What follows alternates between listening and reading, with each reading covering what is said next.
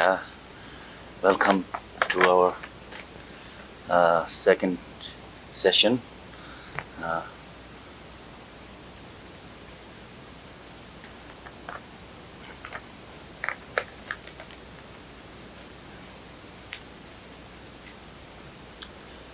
so last Tuesday night, we really had our, very, how should I say, long discussion on how we can improve ourselves by recognizing the negative attitudes, negative thoughts, and by working on overcoming them, and then cultivating positive thoughts, and whereby we discuss that how we can actually really mend our mind, and the more we are able to mend our mind, the more joy or happiness we experience. So that's what last Tuesday we discussed. Discussed in a detailed way. So since our topic of discussion is on 3 principles of path, right? Maybe I should proceed with it. Yeah. So the 3 principal aspects of the path by Lama Je Tsongkhapa, right? So everyone has the copy, right? Okay. Expressing the homage. I bow down to my perfect gurus. So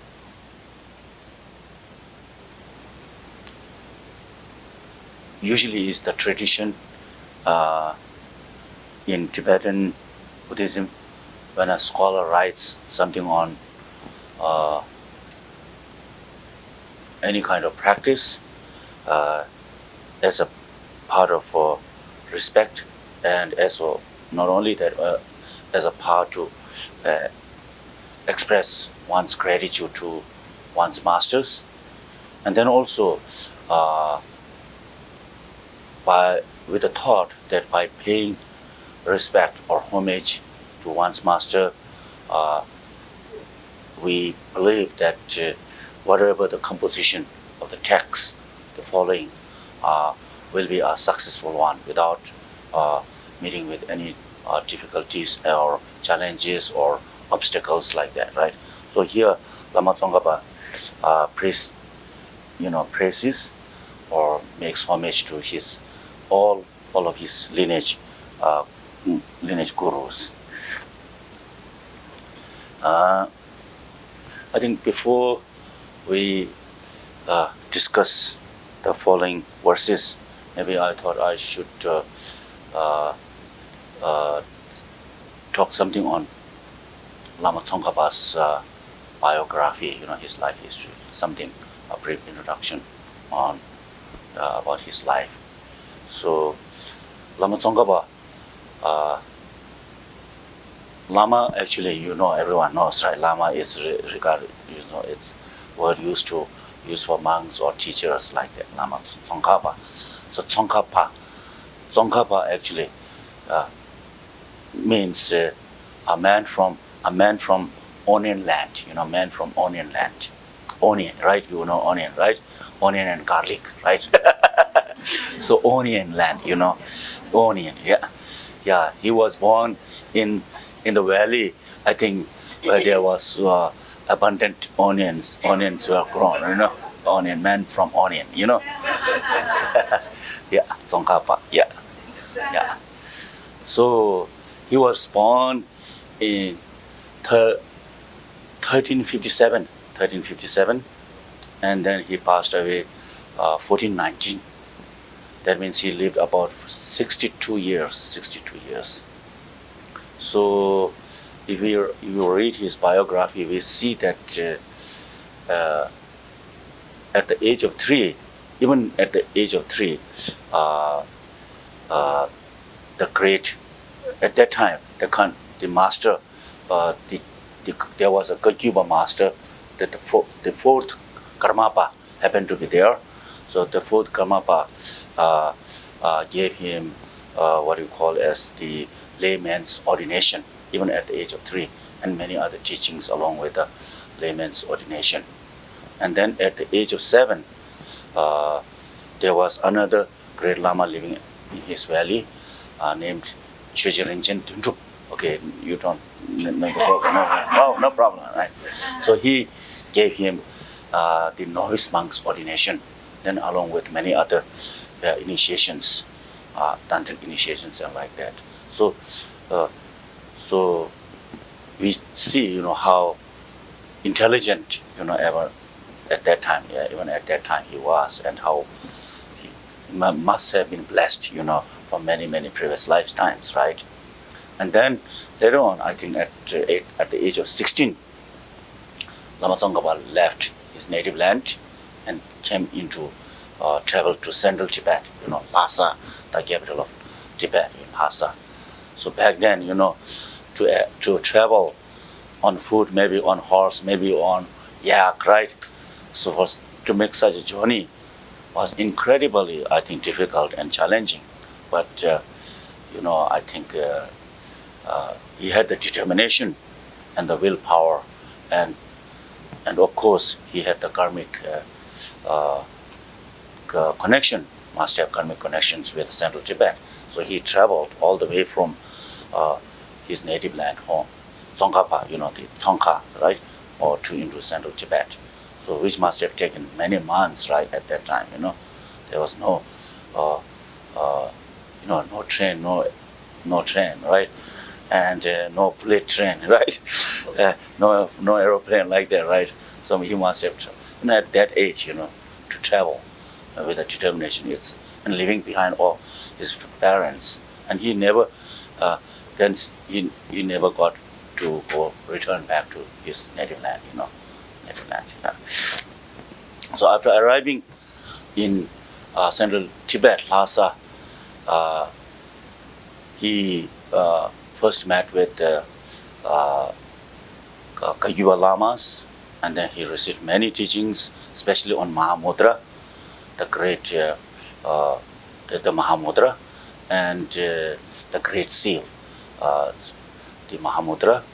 And then later on he met a very respected Sakya Lama named Randawa, and from him he received majority of the teachings on the perfection of wisdom, especially teachings on Lamrim, especially teachings on Lamrim like that. And then later on, he also received many tantric teachings from another Nyingma Lama, very, very respected at that time, Lhota Namgapal. So in this way, he went on searching the great masters of that time, and went on receiving as many as teachings, initiations, as many as possible like that, at that time. And by the age of 32, he had become proficient in all the major learnings of Buddhism, we call, that first major is like that. When we talk about major learnings of Buddhism, we say Shungchen Kabyo Nga, means 5 main texts, or 5 main subjects to learn. First is what we call as Prajnaparamita, perfection of wisdom. The second is Madhyamika, that is Madhyamika philosophy. And third is Pramana, that is explanation on the valid cognition. And then the fourth is Abhidharma, it's about the metaphysics. And then fifth is about the Vinaya, that's about the monastic disciplines and canons and like that, right? So not only that, by the time when he reached 32 years of age, he had also received so many major teachings or initiations like such as Chakra Sambara, the Yamantaka, then Kuya Samaja, Hey Vajra, almost all the teachings that were available at that time. He received all these teachings, and then he started giving teachings by himself. And not only that, he started to write his first book on the perfection of wisdom, and it is called as Geshe setting. Geshe setting, that is like the what is called the speech of golden rosary. Speech of golden rosary. It's a huge book, It's a huge book, and that book actually is the synthesis and explanation of 21 texts written by Indian scholars. These 21 texts were commentaries to one root text called Abhisamaya Alankara. That is the ornament to clear realization, and that root text is supposed to be written by it's written by the future Buddha Maitreya, future Buddha Maitreya, like that, right? So that root text in the monasteries, everyone has to memorize that root text, because that root text is the basis for the Lamrim practice. So everyone must, a monk who aspires to become a Geshe, must learn or have to memorize by heart that root text. So that root text explains about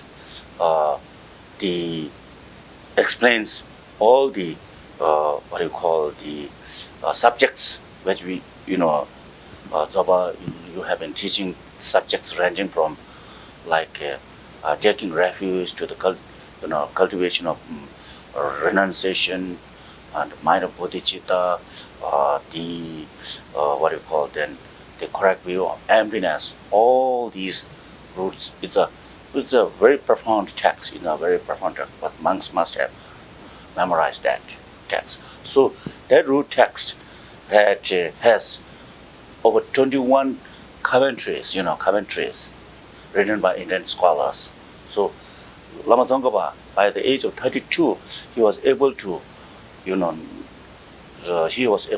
get the meanings of these texts, and then he compiled and synthesized them, and then made the book called the speech of the speech of golden rosary, and this text is now very much studied in the monasteries in Drepung, Kanden, Sera, and like that, right? So, and then he's become more and more popular around that time, and he started giving more and more teachings and initiations, and writing books, writing more and more texts and like that. And at one point, he felt that it was necessary now for him to engage into a very, very strict retreat. So he went into retreat for 4 years with his 8 disciples, and very, very strict retreat. And if you read his biography, you see that as a part of preliminary practice, we have a preliminary practice of collection or the recitation of Gyamrupum. Gyamrupum means refuge, right? 100,000 times refuge. Then Yigyapum means recitation of 100,000 of Vajrasattva mantras, and prostration, boom, chaksel, boom, like that, and then mandala offering 100,000 times, and then Lamen Enjo, that is the Guru Yoga 100,000 times, like that. He did all these preliminary practices during the retreat time. And not only that, if you look at it, it is said that when you do the prostration, 100,000 prostration, you require to recite by heart the 35 compassion Buddhas. So what he did is that for each 35 compassion Buddha, he prostrated 100,000 times, how many times, 100,000 times, right? So it was, in his, look when he, in his such an inspiration, right? And then millions of mandala offerings and like that, right? He became so he devoted his 4 years into such a very very strict practice like that. And then when he came out from the retreat, and at the same time he must have been also writing right there, right? So when you look at his life history, so we have a Tibetan word called to become, to become a perfect teacher. One must possess three qualities. Che means being able to teach. Che. Tzu means being able to debate. Tzu. And Zum means being able to write. Right. So he was able to teach, in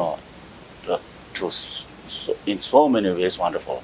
And then he was able to debate, of course. At that time he was regarded as the topmost, I think, Lama at that time, in terms of debating with on Dharma. And then Zum, with regard to Zum, that's in writing. Now, if you look at the collection of his works, we have what is called as 18 volumes of books. 18 volumes of books, 18. And of the 18 volumes of books, the first one, as I just mentioned, and the most important books of the 18s, one is called the Great Lamrim, the Great Lamrim. Now it's been translated into English, right? The Great Lamrim, the stages of path, the Great Lamrim, and then Lamrim, then the medium Lamrim is also there, and then also the short Lamrim is there. That is we discussed last few years back the lines of experience, right? Lines of experience, right? You remember or not? I don't know. Yeah. Okay, and then the shortest one, maybe. Then we have another Lamrim called the Foundation of Excellence, right? Foundation of Excellence. And then this is I think this is the shortest one. This is the shortest one. Most condensed, comprehensive contents, right? So with regard to Lamrim like that. Then he also wrote a very comprehensive stages of path on Tantra, very, very comprehensive one. So then he also wrote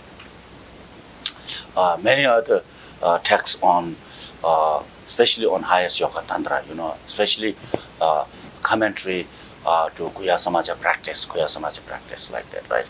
So, this is just in brief, how erudite a scholar he was, and then with regard to practice, by reading his life history, especially with his retreat, we can understand how much practice he practiced in his life, right? In his life like that, right? So, of course, then what his life displays is that, you can be intellectually very, intellectually very scholarly, but intellectually scholarly is not sufficient in making ourselves better, right? We do have many scholars these days who can talk so many, so extensively on Buddhism, especially in some universities we see. But if some of them teach them as a part of subject, like science, not subject as to be practiced, right? So that means, knowing about religion or knowing our practice is not sufficient. So putting them into practice is essential if we really want to improve ourselves, That's how we need to improve. That's we discussed last time, right? Improve.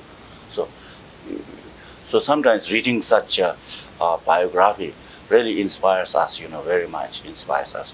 When we read biography of Milarepa, right, how much we get inspired, right? And when we read,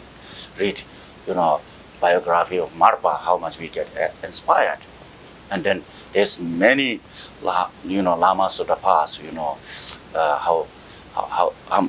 how much, we get so much inspirations by reading these, biographies like that, right? So this is just in very brief, about the life history of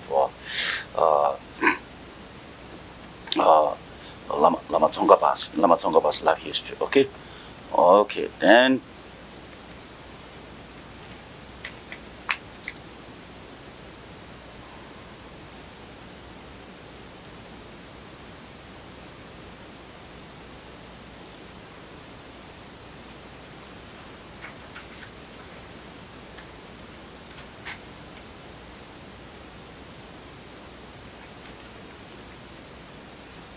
Okay, now we go to the text, right? So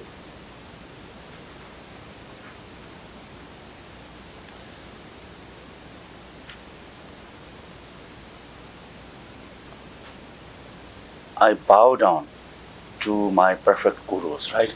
I bow down. Actually in Tibetan means chakselwa. Chakselwa means beseech, right? Beseech is a good word, or beseech, I beseech, the chakselwa. So chakselwa has to come from what is we call as from three doors, that is from with your body, with your mind, with your speech, With your body, you physically do the prostration. With your mind, mentally, do the prostration. And then with your speech, you make praises to the respected, to whoever you want to praise, right? So that is chakselwa, by chakselwa. Okay? To my perfect gurus. Perfect in Tibetan here, it's translated as perfect. In Tibetan we have jetsun. There's two words, Je and Tsun. Jetsun means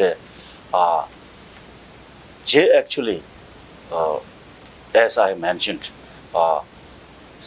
proficient in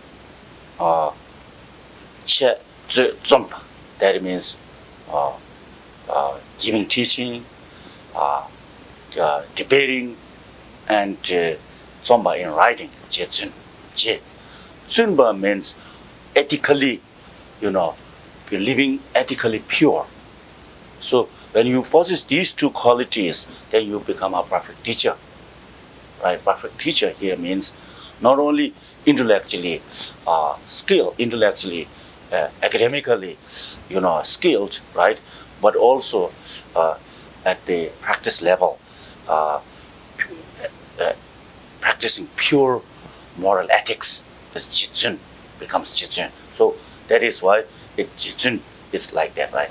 And then Guru actually means Lama, right? Lama, right? Lama means your teacher or Guru, right? Jitsun, Lama. And then when we look into Kasure, in the great exposition of the Lamrim, for example, Lama means Lama. When we talk about one's Lama or one's teacher, in the Lamrim it explains so many qualities about the necessary qualities of one's who you want to take or see as one's Lama. The main quality is that he should have the quality of two, Jitsun. That is, intellectually, he's able to guide you, and morally he himself or herself is abiding in a perfect, pure moral ethics, right? So such, if you see someone like that, then you can take him or her as your spiritual master, not something, So sometimes we have the tendency of, going to receiving one in initiation, and then you have already made whatever connection with that lama or that teacher, and then later on you hear something, not good about that person, then you say, oh, then you wonder what's really, and you start to, criticizing that person, right, or thinking bad about that person. That's really not something we shouldn't be doing. We should be doing. What we should be doing. There's these days you see so many initiations going on. Almost like a market shop. Right, and you also go as going to like a Costco. That's not. You have to, before you engage, before you make connection. Of course, going to get a lecture is fine. That's what His Holiness always mentions. But then when you go to receive some initiation, it's like really creating a spiritual connection. Spiritual connection is not something easy. Once you have created spiritual connection, what happens is that there is the samaya, there is the pledge, you need to take into account. There is the pledge you need to observe. So that means the Lama has to give you the pledge. And then you also, in the initiation, you promise to take that pledge. And then next time, after some time you see, oh, something has gone wrong, then what's going to do with your pledge, right? What your pledge. So His Holiness always mentions that we need to be careful, before you take him or her as your teacher. Once you have taken him or her as teacher, then if you see, or if you hear something, I think then there's ways of, looking at, right? Looking at him. There's in the Lamrim teaching, it mentions very clearly. So he's doing he or this Lama may be doing this way, maybe to display something about me, right? Like that, right? Ways of thinking like that, right? Something like that, right? So before you take him or her as your teacher, you must investigate. Don't. We have a saying: don't do like don't engage like chidan loa cheba. Means don't engage like a dog seeing a meat.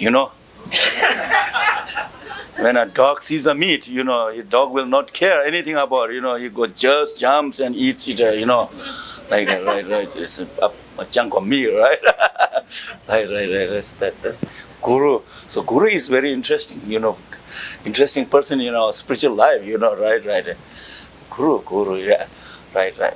So that's why, I thought to explain something about this to you. Perfect gurus, right? So making homage to perfect gurus, right? To gurus. Now, the word,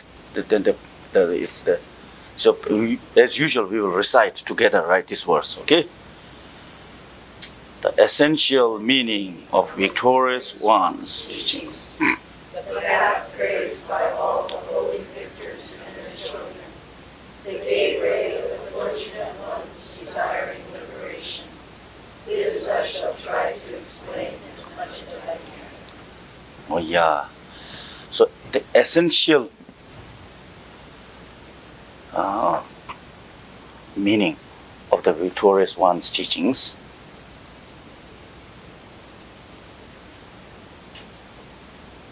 in Tibetan text, I usually sometimes recite this as a prayer, The first verse it says, Shidu Lama Namla Chatselo, Kaya Sunra Kunyi Yingbute, Kese Tambana Ki Ngakbala, Kede Tadu Namgi Jumote, Chidar Nushin Dagi Shebra Cha. Okay, Kaya Sunra Kunyi Yingbute, Kese Tambana Ki Ngakbala, Kede Tadu Namgi Jumote, Chidar Nushin Dagi Shebra Cha means the first line, that is the essential meaning of the victorious one's teachings, refers to the mind of renunciation. Okay. The path praised by all the holy victorious and their children refers to the mind of bodhicitta. And the gateway of the fortunate ones desiring liberation refers to the correct view of emptiness, right? So then, this I shall try to explain as much as I can, right? So the Lama Tsongkhapa says that I'm going to explain these three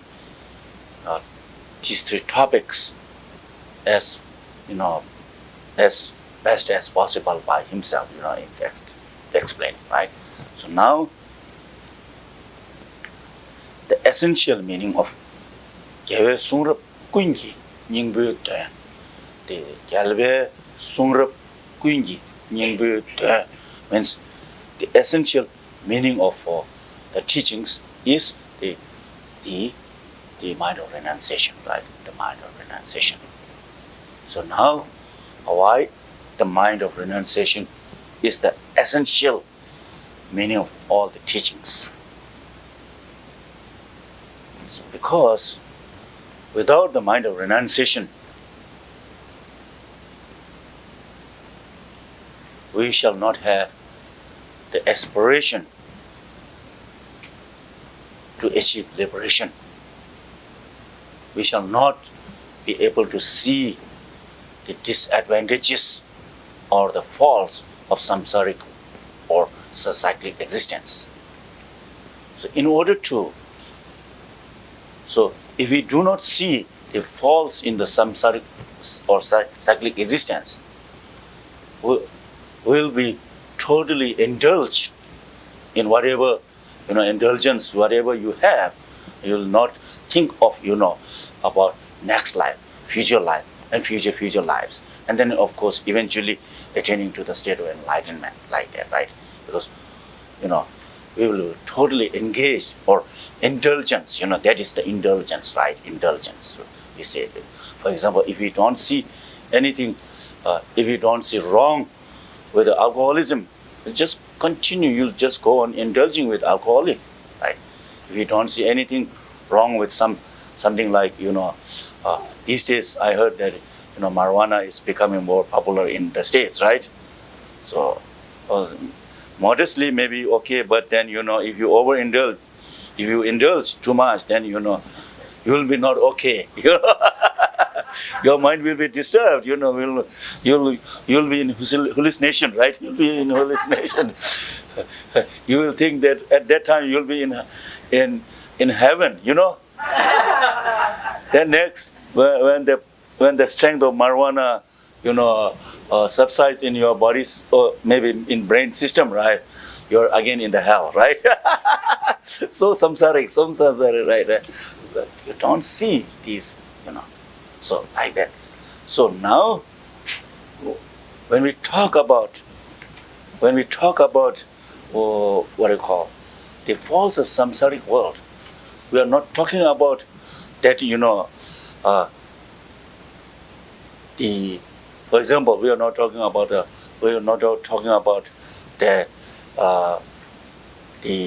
what do you call, the beautiful parks are fault. Beautiful parks are all kinds of faults. No, we are not talking about that. Ocean is beautiful, right? The parks are beautiful, the trees are beautiful. Especially Portland is very beautiful, right? Yeah. If you talk that Portland is ugly, then they will say you are ugly, or you are a little bit, Nobody will say Portland is ugly, Nobody will say, like that. It's not like that, We're not talking about something that is externally. We're not talking about. When we talk about the fault of cyclic existence, we're talking about something that's going in you, in us, the fault within us. Right? Otherwise, it's so beautiful. America is so beautiful. If I say America is not, if I say, you call America is the land of opportunity, right? That's why millions of people come to America, right? America is good, wonderful. The world is good. India is wonderful. But then why? What's about this? When we talk about cycling, it's about the way we look at, the way we indulge, the way we think about, and within such way of thinking and indulgence, we create havoc. Like that. create. So that's why, renunciation, mind of renunciation, when we talk about mind of renunciation, it's about, when we talk about the mind of renunciation, it's about the Four Noble Truths. Four Noble Truths. Without having understanding of Four Noble Truths, we shall not be able to generate a strong sense of mind of renunciation, appreciation for the mind of renunciation. Because it's about, it's about liberating yourself. It's about liberating yourself, not from, not liberating from you.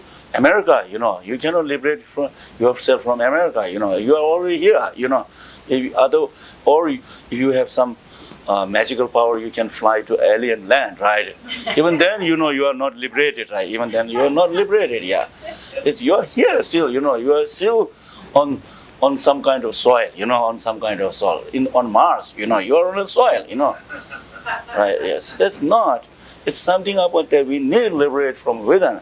So, why? Because we need to understand. So long as we have this contaminated body, these aggregates, these 5 aggregates, we meet all kinds of, physical, mental, emotional pains. Of course, in between we enjoy so many wonderful things, but then so many of these wonderful things never last long, right? So it's about the reality of the fact. When we talk about in Lamrim, it's about the suffering of what we call as suffering of birth, suffering of sickness, suffering of old age, suffering of death, involved with it, with this body. How it comes about is through the cause and conditions. And when we search about cause and conditions, and we come into 2 things, that is le and nyamo. Le means karma or action, nyamo means delusion or afflicted emotions. The afflicted emotions induce karma. Karma induces the ripple effects of experiencing so many different levels of pains and sufferings and like that. So what we need to understand is that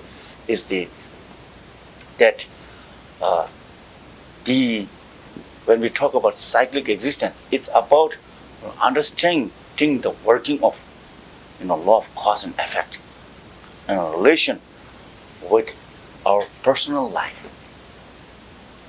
in our personal life, like that. So then we shall understand, so long as I'm under the influence of afflictive emotion, I shall never be happy. The happiness, of course, we experience.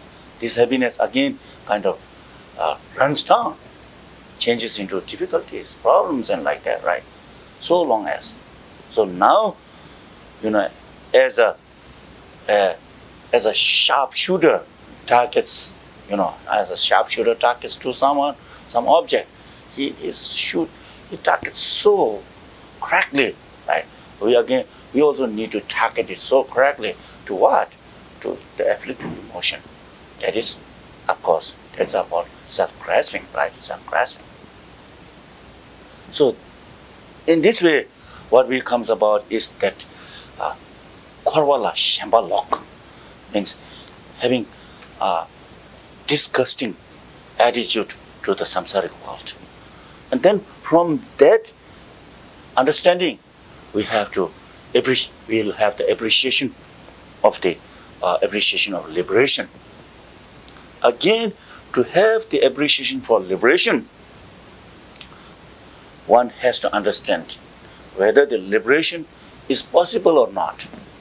Or first thing, whether there is such thing that there is a liberation or not. Right? Is there a liberation or not? We need to ask ourselves. When we talk about liberation, what are we talking about? It's not talking about we are not talking about liberation from this, in other words, ejecting our mind, going somewhere else. It's not leaving this body, almost like you talk about these days. Sometimes we talk about the practice called as transference of body, right? Leaving this body being bad, and then getting another body, right? We're not talking about that. Right? This is a kind of a mistaken conception. It's a mistaken conception. What we are talking about is liberation, possibility or not, is rooted. It's about whether my mind can be cleansed, totally purified or not. After all, it's about the mind that goes to next life, that has come from past life, that goes to next life, next life. So it's about the mind. This physical body, when we die, right? It's cremated or it's burned or it's taken to the graveyard, cemetery, and like that, right?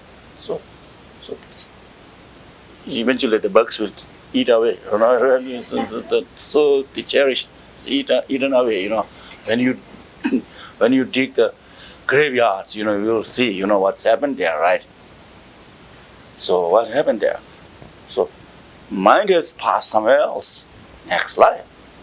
So this mind, that goes to next life, whether it can be purified or not, that is the subject of discussion. That is the subject of thinking. That is the subject of investigation, like that, right? So that's the possibility or not there. That's the possibility or not.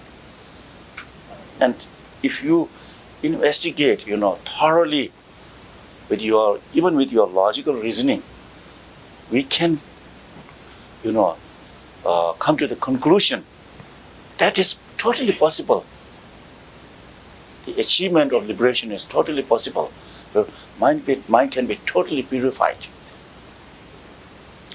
And as we have been discussing before, mind, no matter how, the afflictive emotions, no matter how powerful, strong they are not in the nature of our mind, right? We have discussed about it.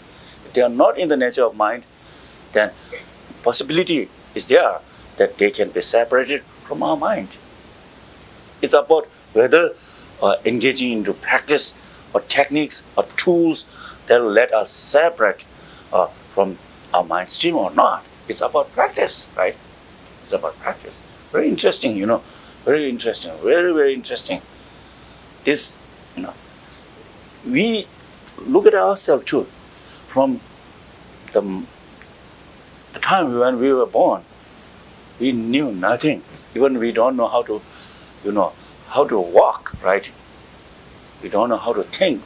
So from such a, what you call, very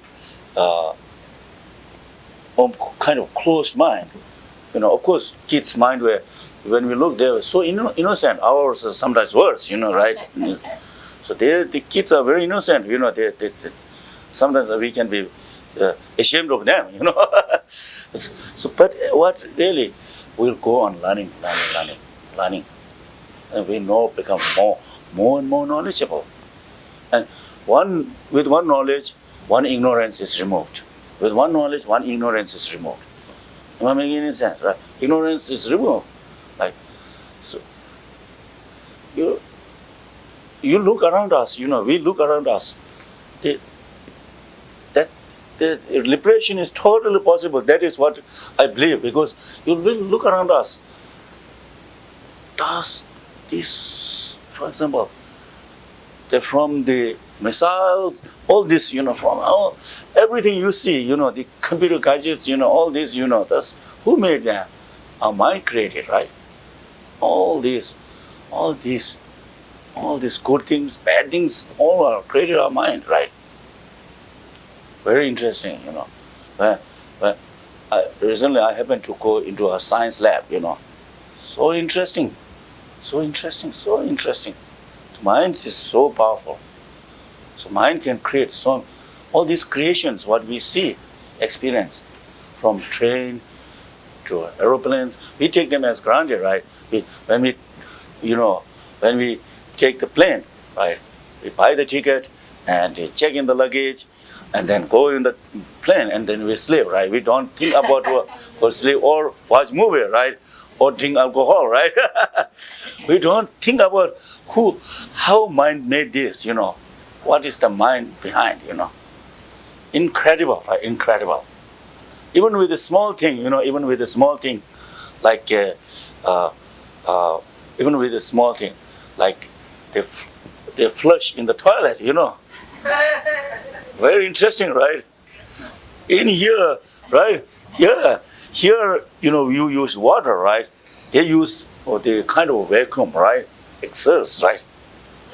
The pressure, this exhaust, right? The waste is, is sucked, right?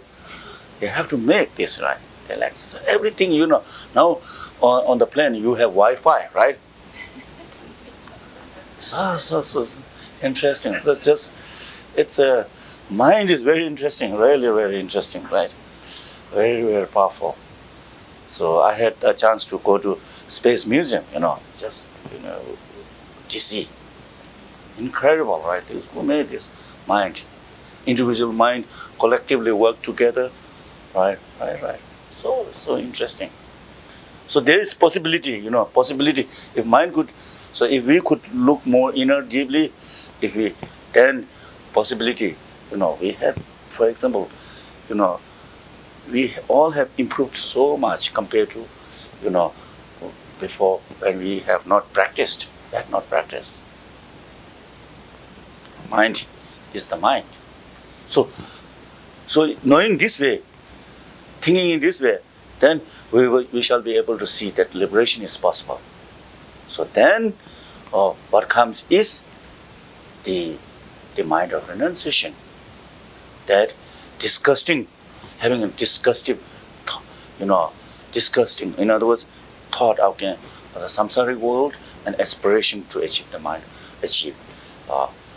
achieve the liberation. That is the mind of renunciation. Right? Renunciation doesn't mean, you renounce and then you become, it doesn't mean that you become poor, renounce the world, right? So there was one time, I think I told you the story. One time, one aristocrat person in Tibet, he started reading Milarepa's, life history, and he got so inspired by Milarepa's life history, and he felt, now I should renounce the world. So he gave up everything, right, and then went into the retreat, and he did not practice good, right, and he found nothing. So then he started complaining, Milarepa himself was beggar, and he also made me beggar, He also made me beggar, like that, right? Right? It's not the wrong of Milarepa, it's his own personal. So he thought that giving everything and going into retreat is like renunciation. Is not like that, right? So it's not like that. So renunciation is about understanding the working of Four Noble Truths. Four Noble Truths. From that we can understand, gain really deep appreciation for mind of renunciation. Okay, mind of renunciation. Right? That is why, it's called as the essential, the foundational practice. So from renunciation, within that practice of renunciation, we shall be explaining later on about the preciousness of human birth and about the impermanence and the death, like that. All these has to come from within the structure of the understanding of the Four Noble Truths. Four Noble Truths. That's why we call it essential, right? Buddha did not give teaching on Tantra first, right? He did not give teaching on Tantra, right? He did not give teaching anything except, for Four Noble Truths. And from the truth, Four Noble Truths, he said, this is the truth of suffering, right? He did not say, this is the goodness of suffering, right? He didn't touch like that, right? Everybody understands, there's goodness in samsara, but he typically pointed out something that we need to understand first.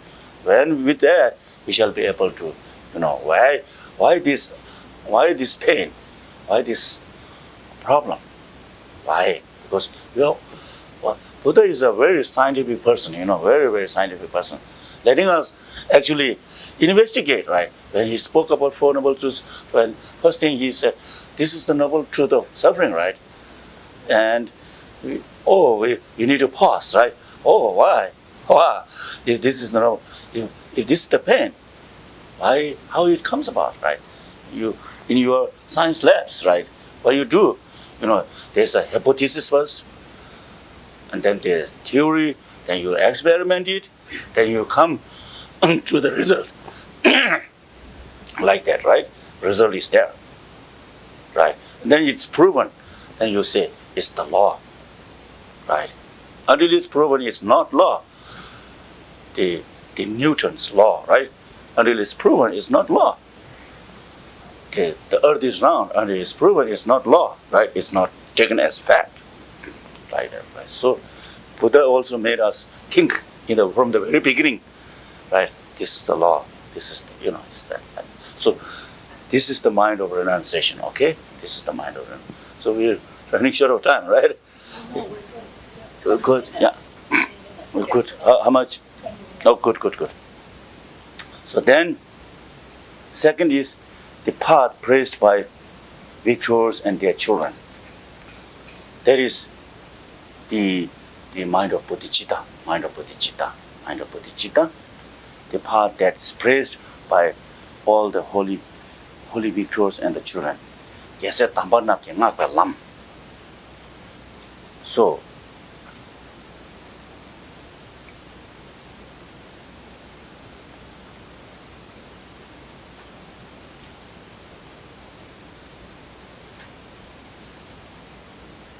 the Buddhas of the past, the Buddhas of the present, Buddhas of the future, they were able to achieve the state of Buddhahood only through the cultivation of mind of bodhicitta. So only through the cultivation of mind of bodhicitta. Without the mind of bodhicitta, it's impossible to engage in what is called as six perfections. Right? Six perfections. Without practicing six perfections, there's no way to achieve us the state of enlightenment. Because in six perfections, we accumulate the merit and we accumulate the wisdom and merit for thap and thap shi sungtel. That is, thap is the extended method, and the shi means wisdom of realization. So, why Buddha of the past and future, on the Geshe, all the bodhisattvas, why they praise this mind of bodhicitta, Geshe tamban nam ke ngak pa lam, mind of bodhicitta as the path? It is because whoever wants to achieve the state of Buddhahood has to tread on that path. That is the only tool available for us for achieving the Buddhahood. Because Buddhahood actually means Sangye, right? Sangye. Sangye has two meanings, right? Sang means completely purified negativities. And Gye means, in other words, fully grown, fully grown. In other words, Sangye, one master has translated like this: Buddha, when we look at the sky at night, when it's cloudy, we don't see stars, moon, and like that, right? And when the clouds are, the dark clouds are, when the dark clouds are cleared, what we see is the moon, sun, and the stars, millions of millions stars, like that.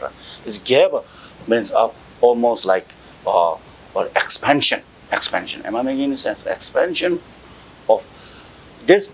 It's like simultaneously happens, right? It's not the clearing of the clouds happens first, and then seeing of the stars next. It's not like that. Simultaneously happens, right? So purification and the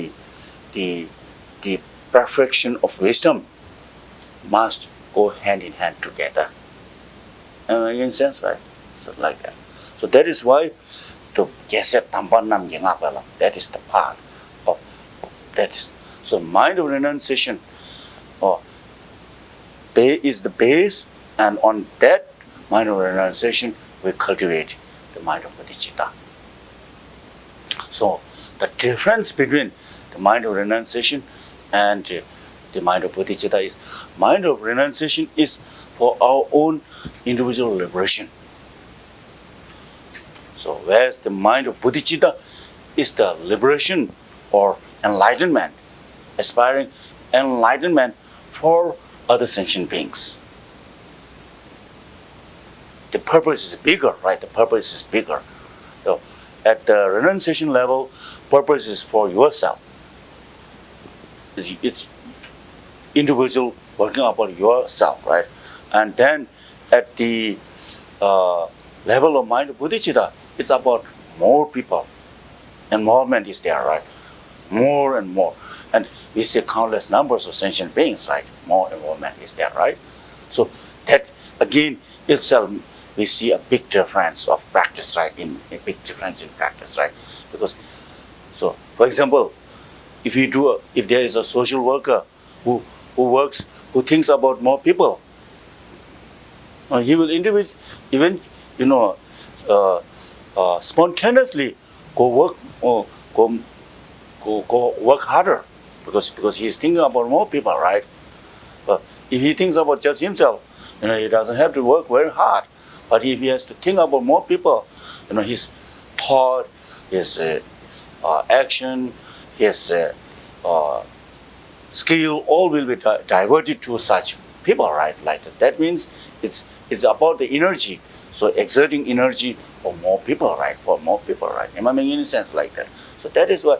So wherever there is a bigger purpose, bigger determination is needed, bigger work effort is needed, right? Or if it is just a lip service, then no effort is needed, right? But if it's really about other well-being, then it's about doing something more, exerting more energy from your side, right? Energy like that, right? So that is why 6 perfections are needed. 6 perfections are why we say they need 6 perfections. It's about that, right?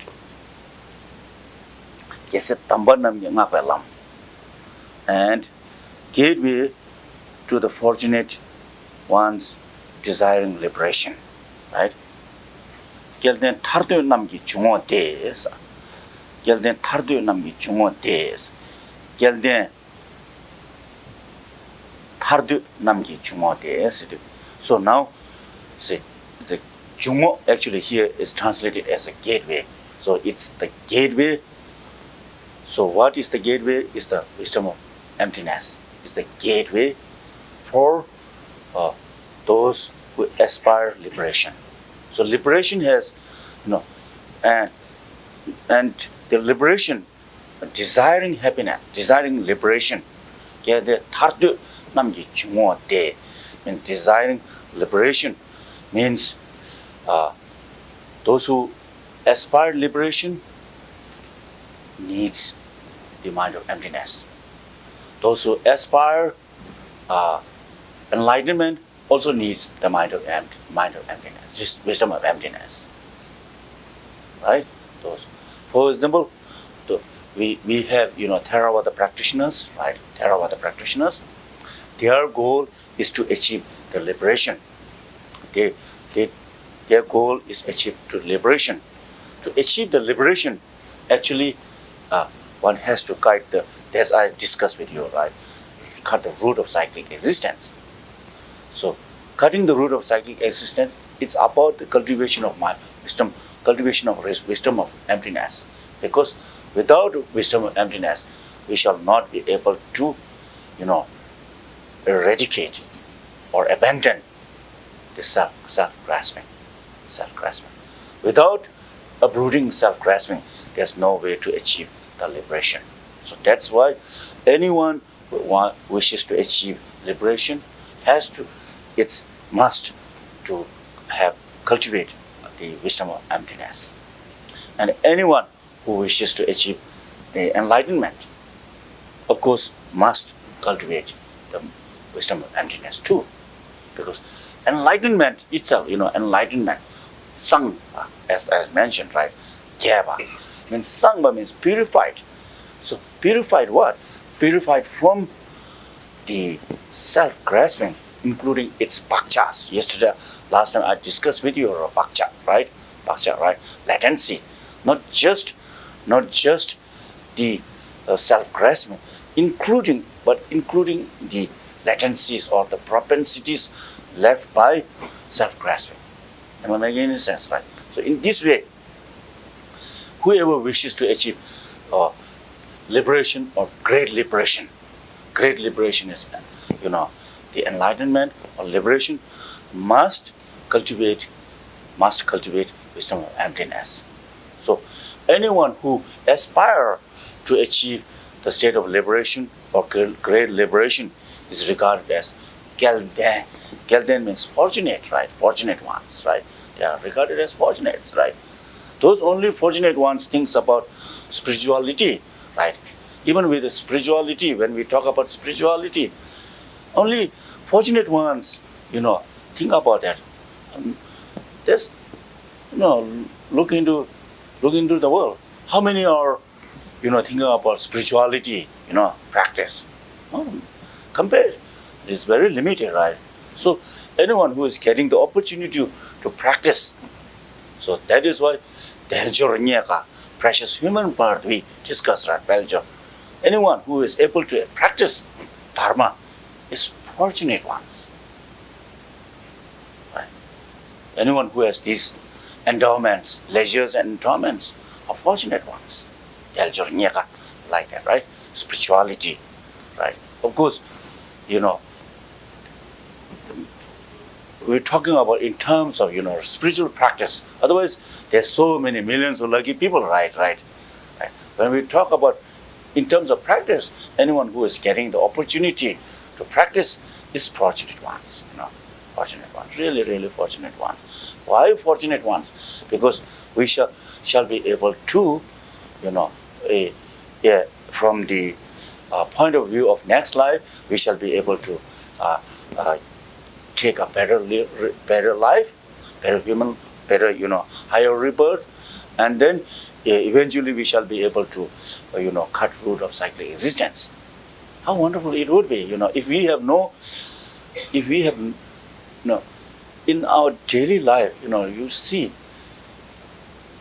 the moment we have some positive thought, we experience happiness. The moment positive thought is, changed into negative thought, we experience difficulties, right? Emotional problems like that, right? It's in our daily life. So we need more happiness, right? It's about happiness when we talk about joy. His Holiness always mentions about happy life, right? Happy life.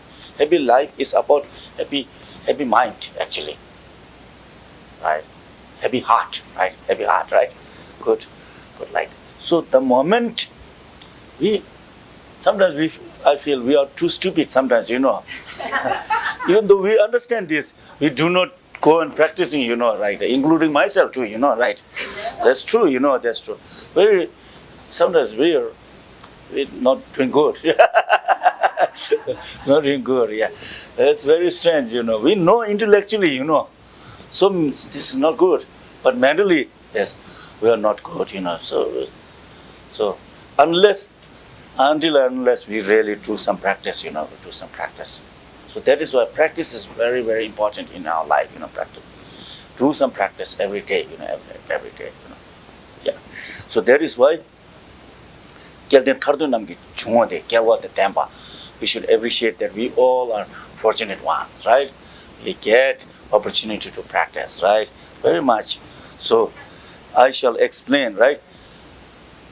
This I shall try to explain as much as I can, right? So this is Lama Tsongkhapa's, promise to compose and explain in detail, these three individual, uh, topics separately in the following verses. Okay, so we stop here. Okay.